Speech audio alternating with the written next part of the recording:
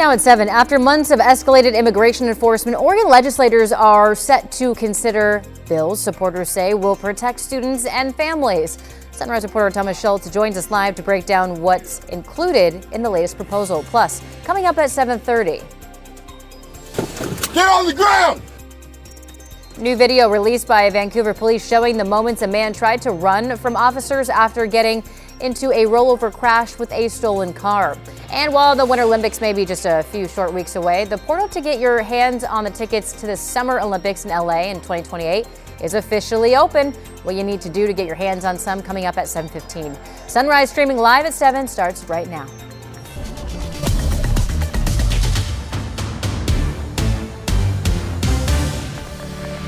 Good morning, and thank you for joining us live at 7 o'clock. I'm China Green, headed over to Rod Hill and Chris McGinnis to take a look at your foggy weather and foggy traffic.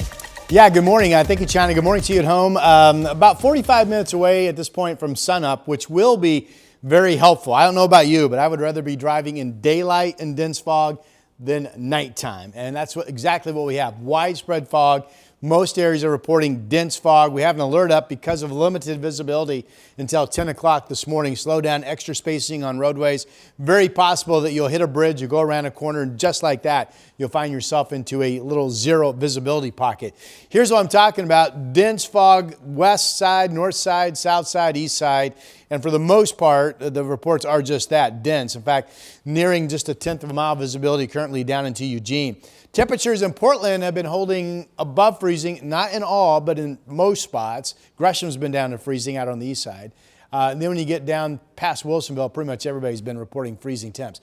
Can't really see the interstate bridge, 39 degrees from the Vancouver the Springs to the waterfront camera. And again, no visibility of the state capitol this morning in Salem with that temperature of 30. So the alert up until 10 a.m., PDX is at 38. Looks like we're going to hold above freezing out at the airport, 42 at noon. And if we get some clearing, we'll be maybe approaching 50. That would be at the warmest. I think mostly we'll be in the 40s today. Here's Chris. You said if. Yeah. If. All right, one of those question marks days. All right, the lower, check this out. This is the lower deck of the Fremont Bridge.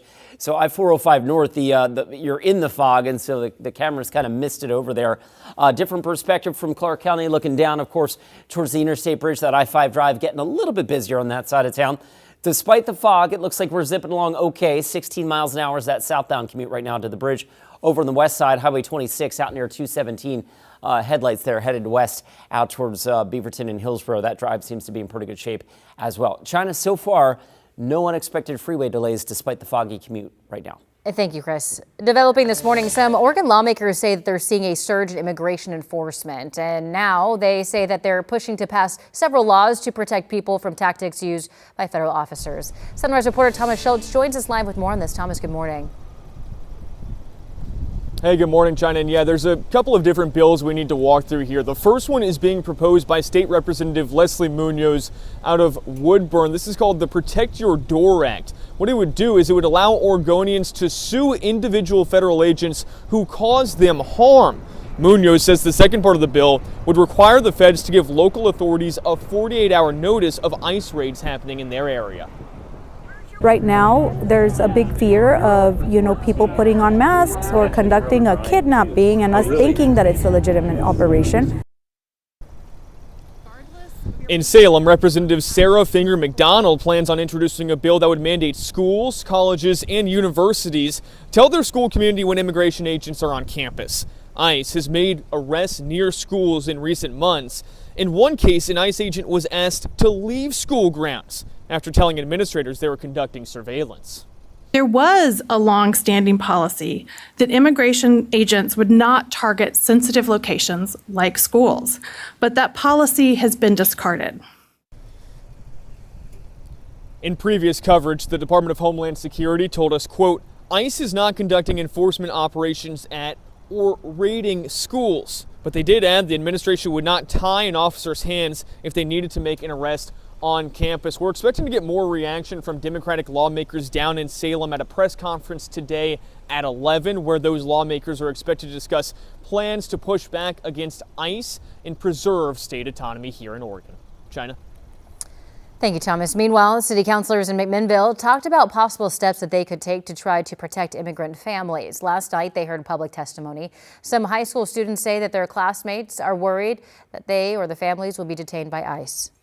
Standing up for immigrant families is not just about policy. It's about humanity, dignity, and the belief that everyone deserves a chance to learn without fear. One of the options on the table, helping notify families when loved ones are taken by ICE. Though leaders acknowledge that local police can't interfere with ICE operations and it's unclear who would gather the information. The council rejected a proposal to ban drone use near public schools, saying it doesn't control airspace. Staff members are now looking into what they can legally do before moving forward. There's also several anti-federal immigration enforcement bills on the docket in Olympia. Among them are 2 companion bills banning all law enforcement from wearing face coverings when interacting with ICE. Masks are being used to obscure identities, to escalate tensions, to stoke fears, to deny public transparency, and to shield government from accountability. That can't happen here. Another bill targets Flock, the automatic license plate reader system, which has been criticized in recent months for helping the feds track down people who are in the country illegally. Technology is active in at least 17 jurisdictions in Washington state. President Trump is once again threatening to withhold federal funding to states that are home to sanctuary cities, including Oregon and Washington. President Trump said federal payments to those jurisdictions will stop as of February 1st, though he didn't say what kind of funding would be affected. 2 of the president's previous efforts to cut off funding to sanctuary cities and states were shut down by the courts. I think right now the trans community is very scared. We're very angry because this isn't just about holding us hostage. It's about erasing us. It's about erasure. So advocates are applauding Oregon, which just joined 11 other states to sue the U.S. Department of Health and Human Services over its policy tied to transgender health care. The department now requires states to certify that they will treat transgender people according to their biological sex. Attorney General Dan Rayfield argues that requirement forces agencies to deny care to transgender people or risk losing federal funding. In an executive order signed last year, the White House says, quote, efforts to eradicate the biologically reality of sex fundamentally attack women by depriving them of their dignity, safety, and well-being. And yesterday, the Supreme Court heard 2 cases brought by transgender students challenging West Virginia and Idaho laws barring them from girls' sports after both had won lower court injunctions letting them compete. Now, NBC News says that the eventual ruling could affect similar bans in about 25 states and that the justices seem likely to uphold the state restrictions on transgender athletes in girls' sports. Washington Governor Bob Ferguson is advocating for a new income tax on the state's richest residents. That was part of his annual State of the State address yesterday. The governor also wants funding from the so-called millionaires tax to go towards schools and small businesses. To keep our growth going, let's get back to basics. Invest in our infrastructure, make our tax system more fair, and continue our progress on addressing the housing crisis. In the next 2 months, let's create history to make the state of our state even stronger. The governor adds it would only impact 0.5% of Oregonians. If passed, it wouldn't go into effect until 2029. All right, your time now is 7:08. We do have a weather impact alert for fog. We are taking a look at our Oregon Zoo sky cam. Very foggy out there. That's been the story this morning here, Rod. Yeah, we really don't have that many mornings in any given year where the fog is as widespread as it is this morning, with almost every reporting site saying not only foggy but dense fog. One headline I haven't talked a lot about this morning is the air stagnation advisory for this temperature inversion high pressure ridge setup that we have. This means stagnant air gets trapped and the emissions don't really, vertically mix out. So air quality can suffer. So this morning we're okay up and down the I-5 corridor. The green dots are good. The yellow dots are moderate from Oregon's DEQ. There is an unhealthy report in southern Deschutes County this morning. Here's the visibility map. And again, the 0.25 means a quarter-mile visibility or less. So that is considered dense fog. And again, everything that's chalked in white there showing how widespread the fog is. Temperatures freezing in Gresham, freezing in Oregon City. Wilsonville now 33, Battleground now 33, But downtown Portland, Vancouver, and out on the west side, Beaverton to Forest Grove, you can see mid to upper 30s. And that's important to note because when you have a dense fog and you have mist, if it's freezing, you can have freezing fog. You get ice crystal deposits on surfaces, and potentially you open up some icy spots. 30 in Salem, 32 degrees down in Albany. Here's that Oregon Zoo camera that China just showed you. It's 39 up there in the West Hills, by the way. Later today, it's all sunny out east. It's all sunny. In fact, nearing 60 in Bend. Wow. 50s, sunshine coming to the coast, but mostly holding in the 40s today. With the fog lifting this morning, the impact alert is up until 10 a.m., but the low cloud deck could still be here well into the afternoon hours, holding temperatures in the 40s. East wind starting tomorrow means no valley fog for Portland and Vancouver. We'll have sunny blue skies and be well up into the 50s, a dry forecast into Tuesday. Here's Chris. We'll look forward to that once the fog clears. For now, your morning drive looks like this. It's foggy and it's a little slow right now. In fact, the slowest of our commutes, this one out of Clark County. So this is looking down on I-5 approaching the Interstate Bridge. Can barely see the bridge, by the way, off in the distance, of course, because of the fog. And then this is what it looks like through North Portland up near the Expo Center. So kind of slow on that stretch of freeway right now, getting you in from Clark County southbound, of course, crossing the bridge and into North Portland. Right now, that drive coming in, well, we'll look at the drive time in just a second. Let's switch gears, take you down to Capitol Highway. This is one of those elevated sections. So this is up at like 500-600 feet. You're kind of in the low cloud deck and fog there. It looks a little misty. The taillights there are flickering on. That's the northbound commute getting up past the Taylor's Ferry exit. All right, right now, the slowest of our commutes, as we mentioned, the trip out of Clark County. We're coming up on almost 20 minutes now to get you in from Main Street to the Fremont Bridge. China? Thank you, Chris.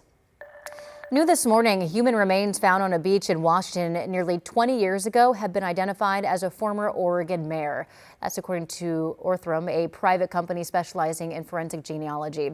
Clarence Edwin Asher, known as Ed Asher, was a past mayor of Fossil, Oregon. He was declared legally dead in 2006 after he was presumed to have drowned while crabbing in Tillamook Bay. 2 months later, the skeletal remains of an unidentified individual were found in Grays Harbor County, Washington. Orthram says forensic scientists recently developed a DNA extract from the evidence and linked them to the mayor. Still to come on Sunrise, professional softball is coming to Portland. When and where you can catch the new team. Plus, the portal for the LA 2028 Summer Olympics officially open. How you can get your hands on some tickets coming up in your sports headlines when Sunrise continues in 2 minutes. The KGW Plus TV app, streaming 24/7. Local news from the team you trust on your time. Track how the weather will impact your day. Certainly becoming increasingly hazardous. Extended, continuous coverage of breaking news, live from the scene. That snowpack is still heavy. Go deeper with in-depth interviews and exclusive reporting. All the local news you need, live or on demand. KGW Plus. Download on your TV and watch for free.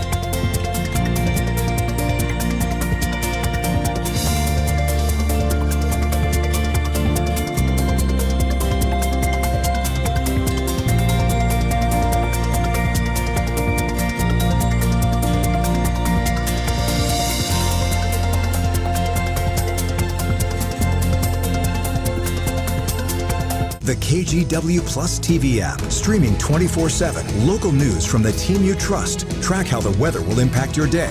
Breaking news, live from the scene. All the local news you need. KGW Plus. Download on your TV and watch for free. On Weather Impact Alert Days, stay informed, prepared, and connected with KGW and KGW Plus. Coverage that alerts you to what's coming and how it will impact you. Watch extended weather coverage on KGW Plus. Professional softball is coming to the Portland Metro. The Athletes Unlimited Softball League says the Hillsborough Ballpark will be the home of the Portland Cascade. The Cascade will begin playing in June. If you're interested in watching them play, you can become a founding season ticket member. Single game tickets are set to be released at a later date. 3 weeks from Friday marks the start of the Winter Olympics, and organizers in northern Italy say the site of the snowboarding and freestyle skiing events will be ready. There was some concerns that the town of Livigno in the West Alps near the Swiss border wouldn't be able to produce enough snow if the weather didn't cooperate. Organizers now say construction on the site is caught up, and they've added cannons to produce up to 200,000 cubic meters of snow, which, if you don't know how much that is, it's about 80 Olympic-sized swimming pools filled with snow. So that's a lot. Remember, you can watch the opening ceremony for the Winter Games in Milan Cortina live on Friday, February 6th, only here on NBC and KGW. 3, 2, 1, yay! Meanwhile, the old Olympic cauldron was lit at the Los Angeles Memorial Coliseum for the LA 28, marking the official and very early lead up to the Summer Games, still 2.5 years out. As of 7 a.m. this morning, the portal to register for tickets is officially open. So here's how it works. You register today, and then you find out via email if you've been assigned a time slot during one of the ticket drops. And then if you're lucky, you'll have a chance to buy tickets during your designated time slot. You know, we showed those snow guns. You talked about that in Italy to produce all that snow. Keep in mind, and I have no idea what the weather forecast outlook is there, but keep in mind, it has to be freezing or below, or you can't make snow. Yes. Otherwise, you're literally blowing water. Yeah, it's tough. So, all right, here's a look at our Timberline Lodge sky camera. Boy, this is pretty, isn't it? Not a cloud in the sky. So what this shows you is that if we get out of the fog this morning, this is what we would have. Just nothing but beautiful sunshine. It's 50. This is crazy. This is correct and this is current. 51 degrees up at Timberline Lodge. It has been as cold as 29 degrees in Salem this morning. Literally a 20 degree or more difference in temperature. We call that a temperature inversion. Really warm up top, really cold down low. It's the opposite of what we typically see. And this is about as strong of a temperature inversion range from valley to the mountain as I've ever seen since I've been here in the Northwest. So it's crazy. Timberline will be in the 50s all day. This shows Meadows getting up to about 55. So clearly that is very mild weather and very soft snow conditions. They lost 2 to 3 inches of snow yesterday. They'll at least lose that again today with the sun shining. Here's a look at the storm track, which is holding off. So we still have a bone dry forecast all the way through Tuesday of next week. Futurecast 10 o'clock this morning does a nice job of showing the valley fog and low clouds. If this is correct, it keeps the cloudiness in the valley stuck, meaning maybe Eugene does not clear, maybe Salem does not clear. This does show Portland clearing, but that's not a guarantee. Now, we are expecting to pick up east winds overnight tonight into tomorrow morning, and that's why this same model does not show valley fog in the North Valley tomorrow because of east winds coming out the gorge, and then goes on to clear out everybody. Then we just wake up to perfectly clear skies for the most part on Friday with east winds at their strongest. So here's the east wind tomorrow afternoon. No wind today. East winds tomorrow afternoon shows Troutdale gusting to about 30. And then going into Friday, we've got east wind gust up to about 40. So a couple of days of that coming for you folks out in East Clark and Multnomah counties. This, well, it might be a little foggy when you just get inland. It does show clouds over the city, low clouds, or over the coast, I should say. Chinook Winds Casino Resort camera in Lincoln City, 36. This is pretty. This is one of our valley cameras that's up above fog, showing clear skies and a gorgeous shot of Mount Hood. That's the Chehalem Tasting Room camera in Sherwood. 30 in Salem, 30 in Eugene. This is the freezing fog zone where there could be some surprise icy spots greeting people. PDX and downtown Portland each going to stay above freezing, it looks like this morning. Temperatures in the valley only in the 40s today with partial clearing at best expected.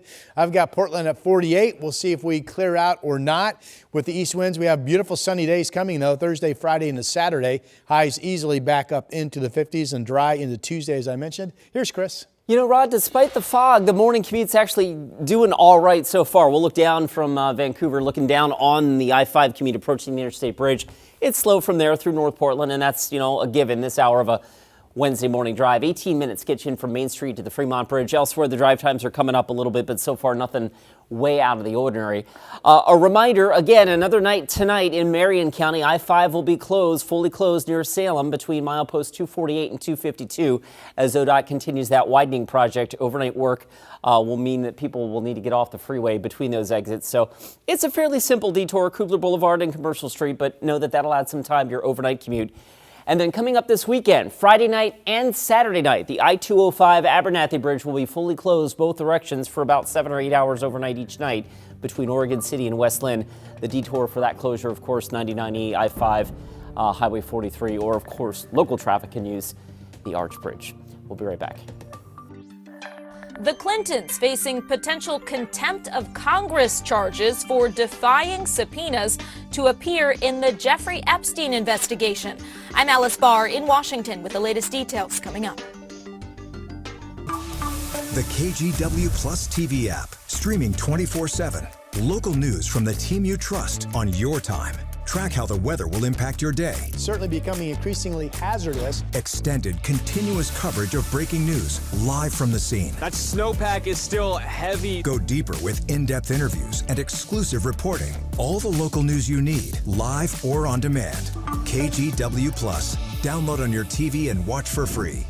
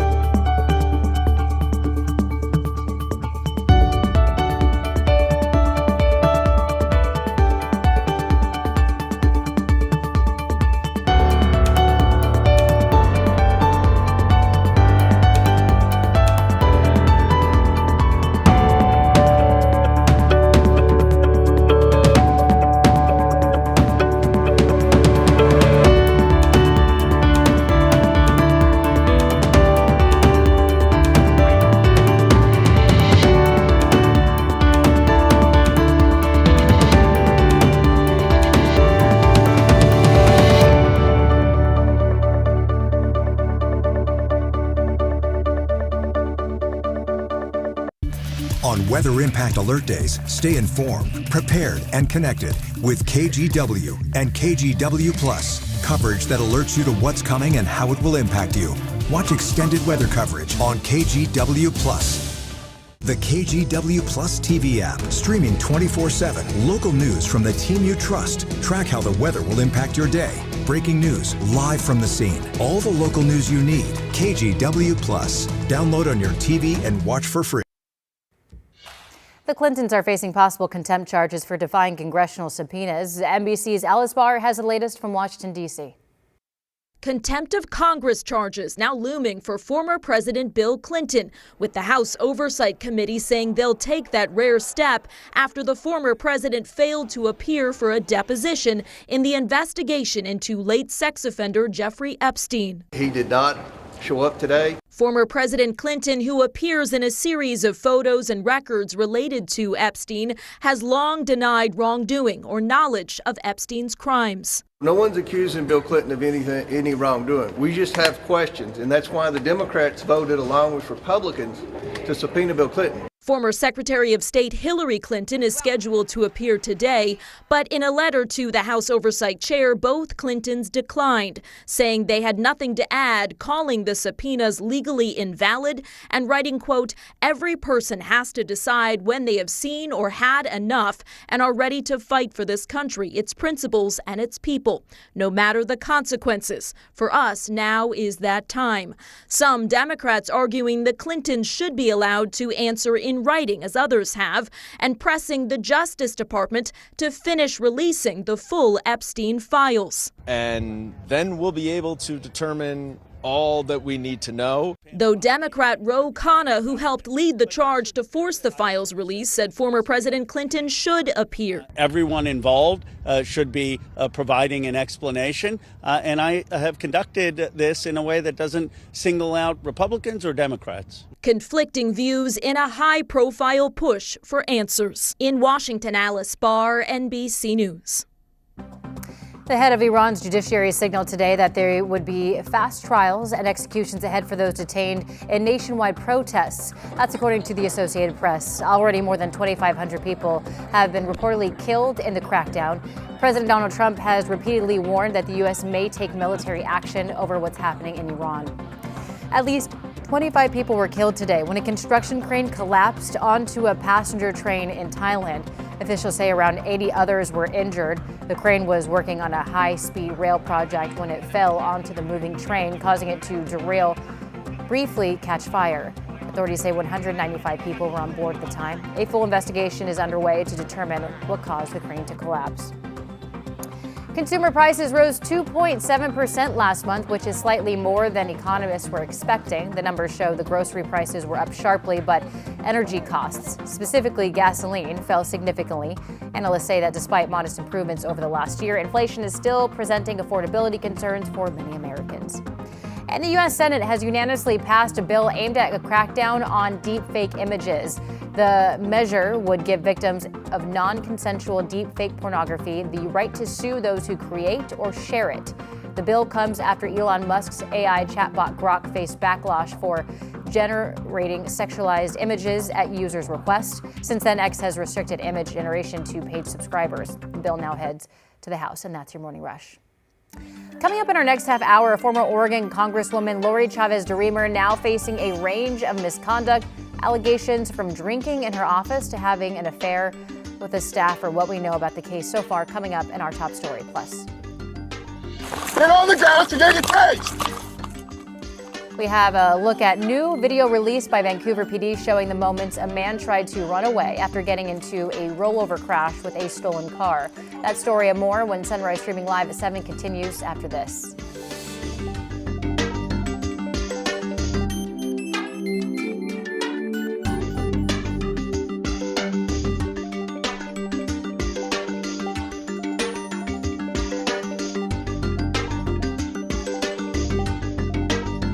KGW's Evening News. Important stories to help you stay informed and keep your family safe.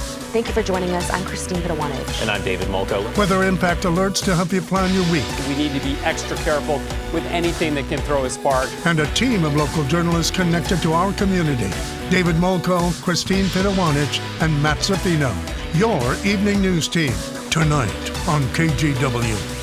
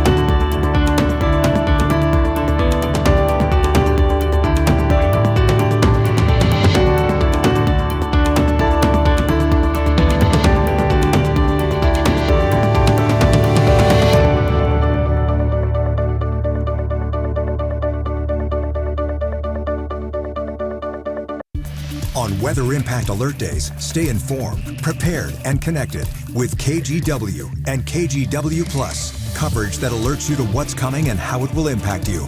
Watch extended weather coverage on KGW Plus. The KGW Plus TV app, streaming 24/7. Local news from the team you trust. Track how the weather will impact your day. Breaking news live from the scene. All the local news you need. KGW Plus. Download on your TV and watch for free.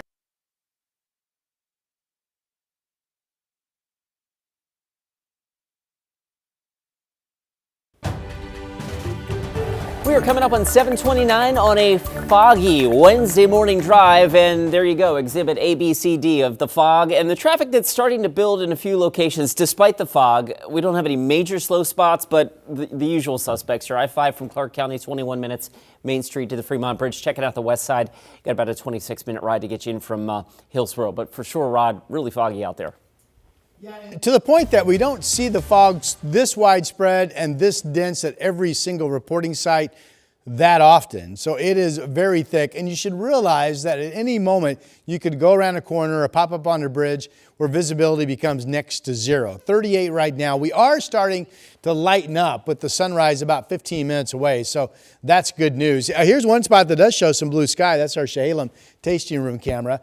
Note that Portland's 38, but Gresham is freezing. Get down towards Salem, and most areas are freezing. 42 at noon, still overcast.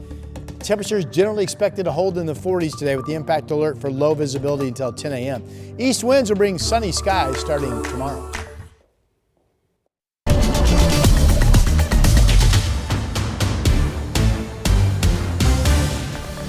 Good morning. All morning long we've been talking about the fog, but just wanted to take a moment to take in the sunrise that we could actually see. You can see the moon there in the middle.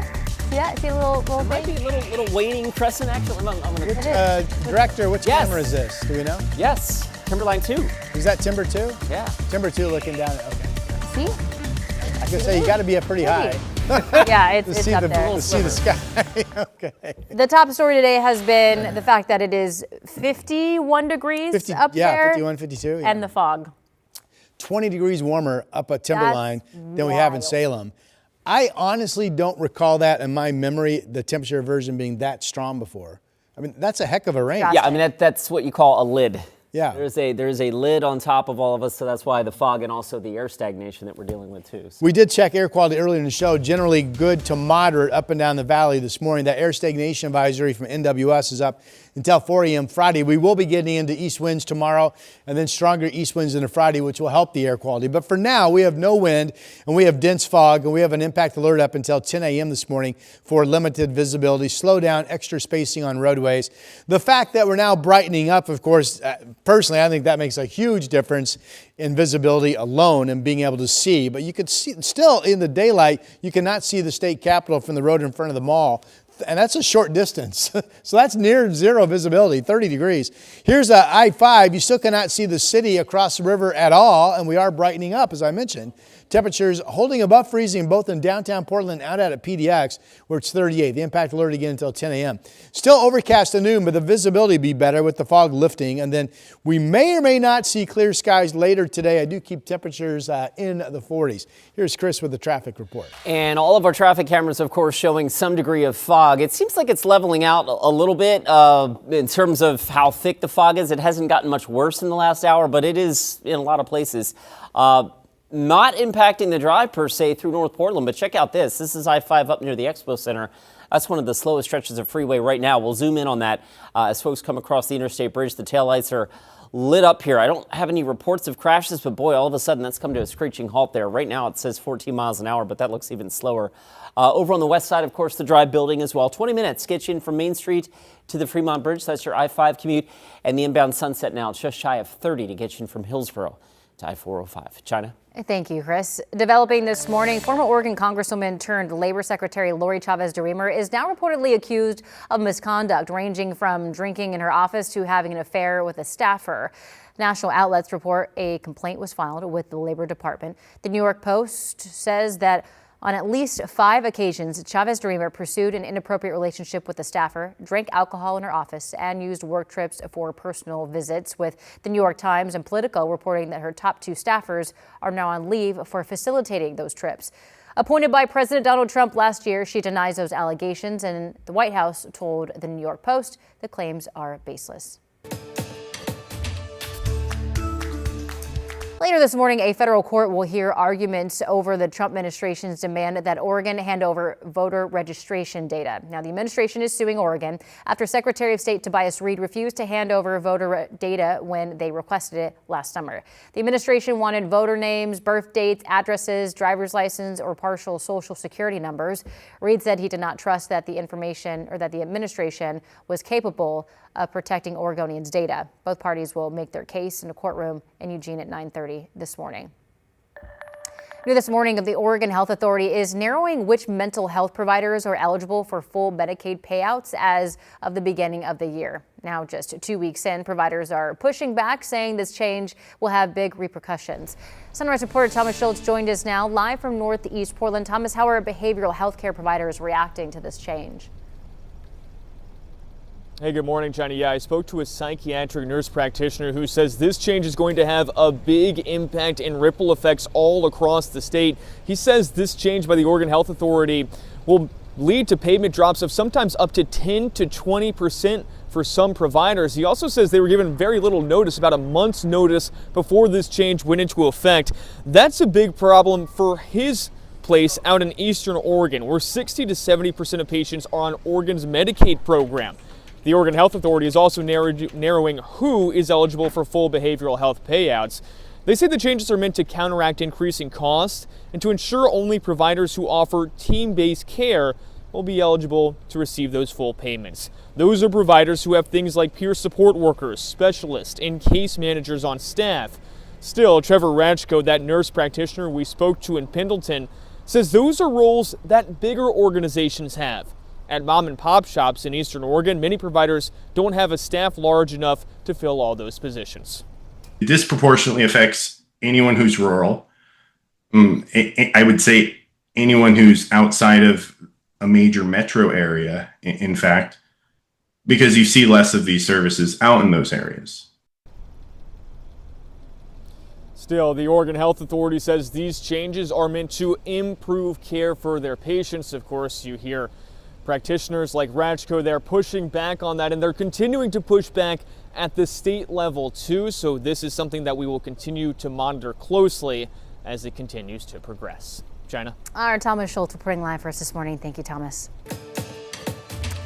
A Salem man who pleaded guilty to murdering his girlfriend in 2024 will be sentenced today. On January 27th of 2024, Polk County Sheriff's deputies responded to a vehicle rollover crash. The driver, identified as 40-year-old Tyler Holman, was treated for injuries, but deputies discovered the body of Holman's girlfriend in the car.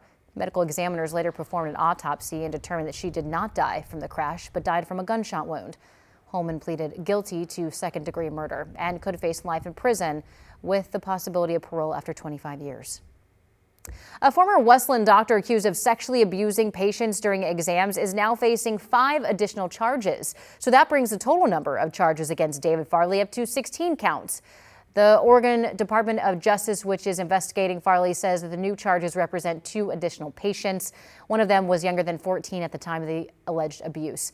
Farley was first criminally charged in October, though some patients filed a civil suit against him back in 2020. Well, Portland police are looking for the driver who injured 2 officers in a crash, then kept driving. Authorities say a SUV hit a police cruiser just before 3 o'clock yesterday morning near Southeast 148th and Stark. At the time, police say the vehicle had its lights on and sirens on. Both officers went to the hospital with minor injuries. Authorities are now looking for a dark-colored Chevy Suburban with possible front-end damage. If you spot it, call Portland police. Get on the ground! That's the moment Vancouver police say Eric Del Priori fled a stolen car after leading officers on a chase and crashing into a tree. In a post on X, Vancouver police say last Wednesday, just before 11:30 p.m., officers noticed someone in Toyota Tundra speeding in the rain with no headlights or taillights near Southeast 192nd Avenue and Southeast 3rd Street. They say they attempted to pull the driver over, but he continued to speed and drive recklessly before losing control of his car, hitting a tree and rolling the truck multiple times. Police then chased him after he tried to run. They say he's been charged for reckless driving, obstructing a law enforcement officer, and possession of a stolen vehicle.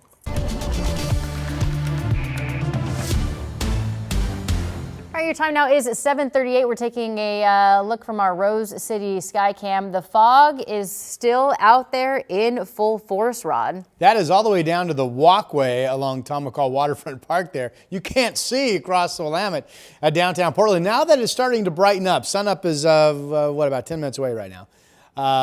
We are seeing some of the elevated cameras show above the fog. So maybe the fog layer is not as thick as I was thinking. This is up in the Dundee Hills, and that's pretty much blue sky and no fog from Domaine Serene Winery's camera. And you can see that is frost on the grass out there in Yamhill County. And sticking with wine country, here's the Chehalem Tasting Room camera in Sherwood. Again, shallow fog, but then clear, and there's a good look at Mount Hood. Now, the camera view China just showed you coming into Portland on I-5, really very limited visibility.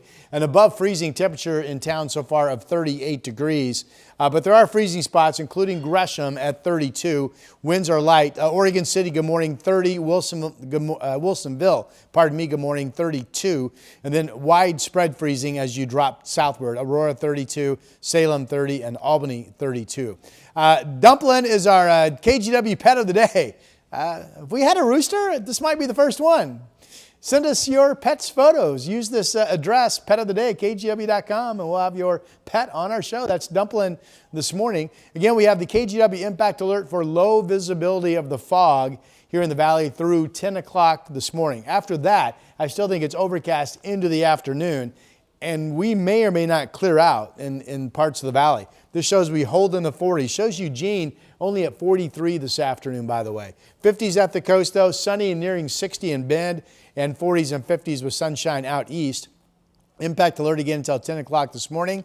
May not get the sun today. We will get the sun tomorrow, Friday, and Saturday, thanks to east winds returning. That will do away with the valley fog in the morning, certainly in Portland, and daytime highs will easily warm into the 50s. Here's Chris. Rod, the fog definitely a little more widespread, I think, than yesterday, as you've been mentioning. And case in point, here on the east side, this is I-205 over near Johnson Creek Boulevard. Pretty foggy there. There's I-205 near Mill Plain up on the east side of Vancouver. Pretty foggy there as well. All that said, the drive times are actually not in too bad a shape for this hour of a Wednesday morning commute. Right now, getting in from Hillsborough is just shy of 30 minutes on Highway 26. Hey, reminder, in Marion County, again tonight, the last of a series of closures of I-5 near Salem. Traffic will be diverted off the freeway between exits 248 and 252. That's from Kubler Boulevard to Commercial Street between 10 o'clock and 5 o'clock tomorrow morning. That's part of the ongoing I-5 widening project there.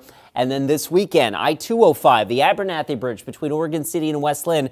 We have closures overnight Friday and Saturday night, both directions. So just be aware of this. Detours, of course, 99E, Highway 43, and I-5. China, back to you. Thank you, Chris.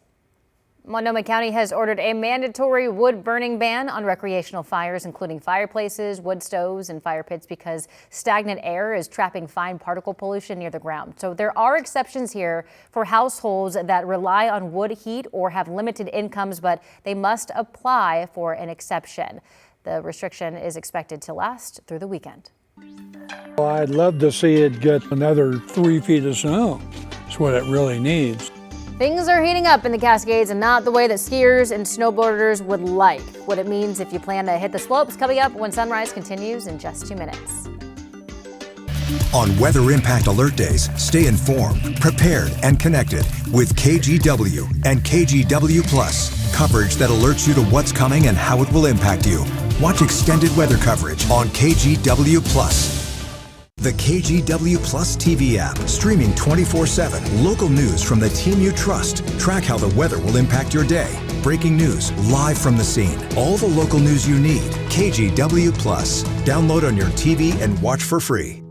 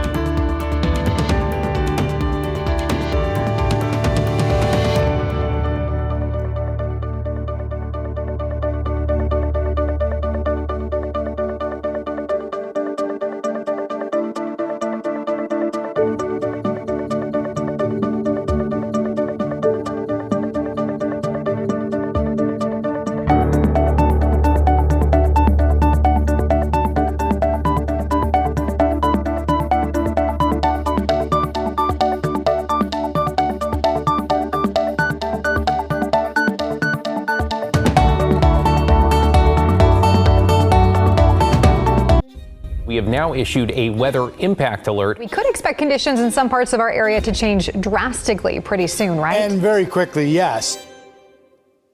This is significant rainfall coming our way. You'll definitely want to be extra cautious. Certainly becoming increasingly hazardous. We've got the potential for some tree limbs or even trees or power lines to come down. Of course, when you hear thunder, it's always best to take cover. On Weather Impact Alert Days, stream extended coverage on KGW Plus. After all the snowfall that we saw in the mountains last week, the warmer weather this week means that there are some bald spots on Mount Hood, while slushy in other places. But what does that mean if you are desperate to hit the slopes? Celine Stevens went to Timberline to find out. Current snow conditions up here on Mount Hood are leaving people with mixed feelings. On one hand, it's sunny and warm, but on the other hand, snowboarders and skiers tell me that it's harder to work with the slushier snow compared to the powder that many prefer. I'd love to see it get another 3 feet of snow.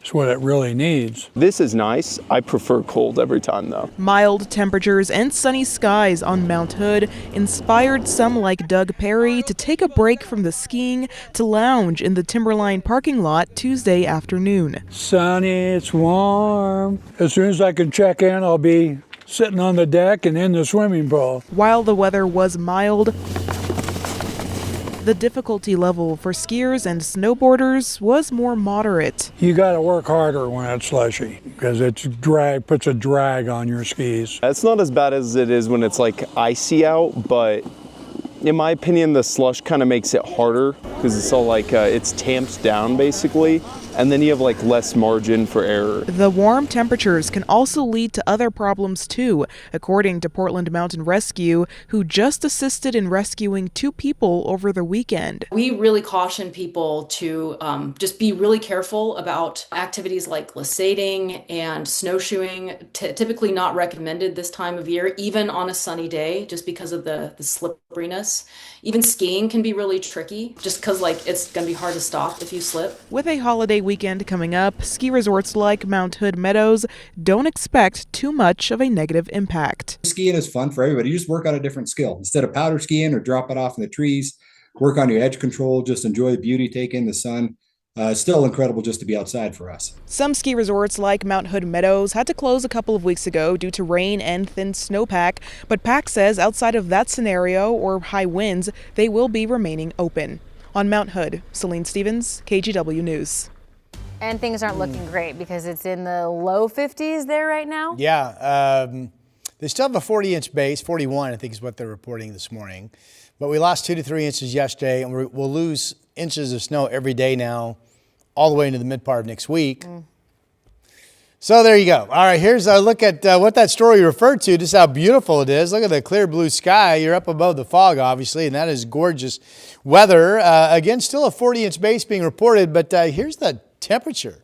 This is current, and it is correct. 51 degrees at Timberline. It is in the 30s here in the valley. We've been as cold as 29 in Gresham. I think Salem was 29 or 30 at one point. 20 degrees warmer up at the lodge. It's in the 40s at Government Camp. So it keeps getting warmer as you go up. We call that a temperature inversion. And this is a strong one. Storm systems out in the Pacific are holding off. We still have a bone dry forecast outside of misty weather and fog. We're all dry until Wednesday at the earliest of next week. Futurecast this afternoon showing that, maybe we don't lose all of the fog and low clouds. This does show sunshine coming to Portland this afternoon. I would not say that's a guarantee. It does hold on fog and clouds up and down I-5 from Eugene into Salem.